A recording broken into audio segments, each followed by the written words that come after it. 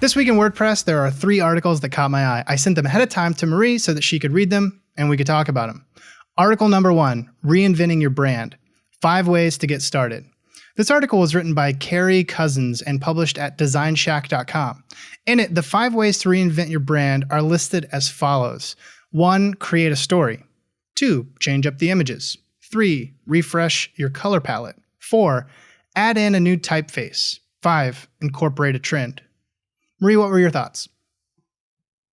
They're all great. And I especially love that we talked about this before, create a story, right? Like I actually really love that one. And I feel like you and I could probably talk all day about the whole side of creating a story. Yeah. So I thought it was a great roundup, but I really actually love the idea of telling a story with your brand. Yeah, I do too, obviously, as we've talked. My immediate reaction was when I read this article was, yeah, all those things kind of happen when you do a rebranding. But what I think, maybe a little not concerned about, but just from a client perspective or from the perspective of a freelancer who wants to help people rebrand, I'm not sure those 5 things really help you with like the methodology or the framework that you would use when recreating somebody's brand. Like those 5 things would happen, but that's not what makes a rebranding actually work or makes a new brand better. I think if you did those 5 things alone without some type of philosophy behind it, you'd get a new brand, but there'd be no guarantee of whether or not it's actually a better brand. It would just look different. I guess I wonder who the audience is. It, just for the average person? A designer's going to go a little deeper for sure. Yeah, absolutely. Well, and I was wondering, because I'm not sure we're going to get into it as much later on, because you do a lot of things under your umbrella of services, and branding is just one of them. So what are some of the things you do when you're rebranding someone's business? User research is probably the first thing. So, who is this actual audience that we're trying to reach? It depends if it's a new brand or if it's a brand that's been around for a while. Are we refreshing a brand, or is this something kind of new?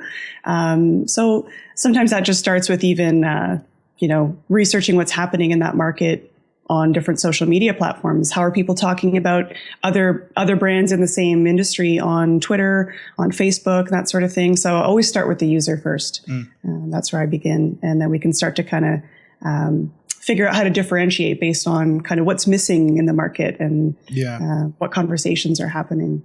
Yeah, for me, the 2 big things when I go about, establishing a brand is, first I try to find the values that power the brand, like the values of the people working at the brand, and then go, okay, how do you create, a persona that embodies these values, and how do we tell stories that have these values living at the center of it? That's where I would talk about the story thing. And then kind of what you're saying, after that, you do some research on that would essentially become positioning, and that positioning helps them, know where they're going to stack up against their competition in that market and go on from there. But I think my initial reaction to the article to end this first one, a little surface level. Yeah, it was a little bit surface level. And I think maybe without that kind of context, someone might do all these things and go, oh, well, I did all those things. I have a different brand. Why don't I all of a sudden have more business, or why aren't people responding to me better? And I think I would just encourage people to maybe dig a bit deeper. Article number 2. A UX legend on the much rumored death of the design firm. This article was written by Alan Cooper and published at fastcodesign.com.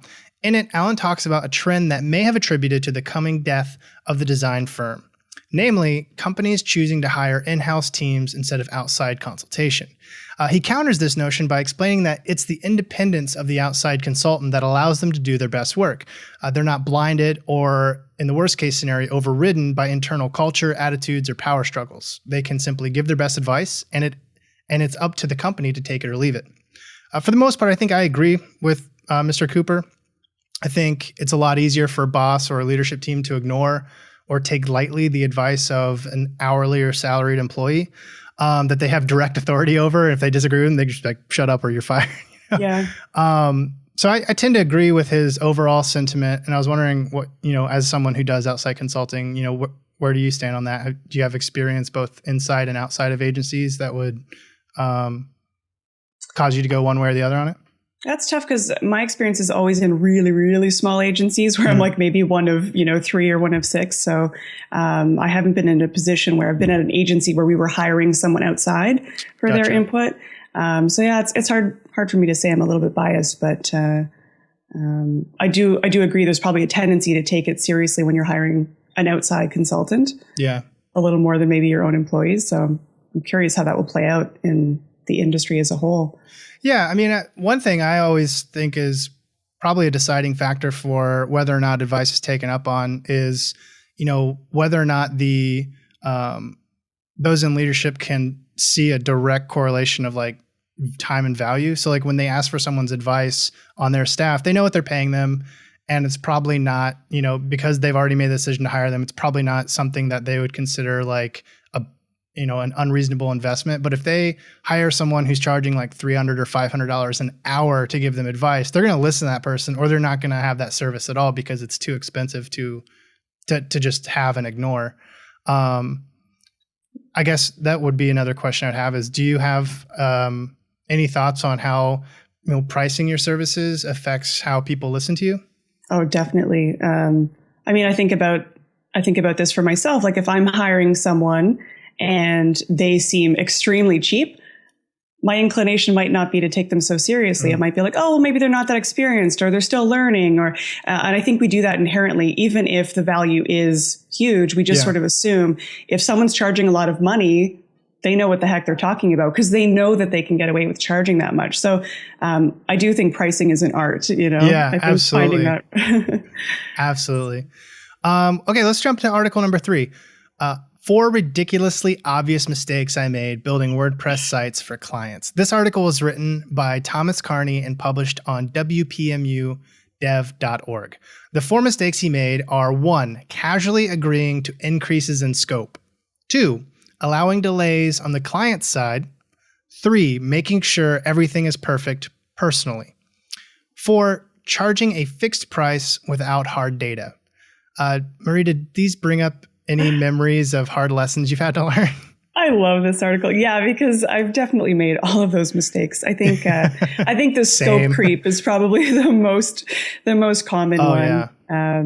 Absolutely. And I actually really liked number 4, the fixed price without hard data. So I think a lot of us have probably all made these mistakes where you're like, well, this is what I'm going to do value-based pricing. And so it's going to be this much. But if you haven't really been doing time tracking and really knowing how long it takes you to do your projects and you're still kind of new, that can come back and bite you in the butt, especially if your contracts aren't bulletproof too. And you haven't said what constitutes a revision, right? Is it like, what does the client imagine as a revision versus what you were thinking? And so lots of assumptions can happen in the beginning when I think your contracts haven't been fully fleshed out. So I've definitely made all of these mistakes.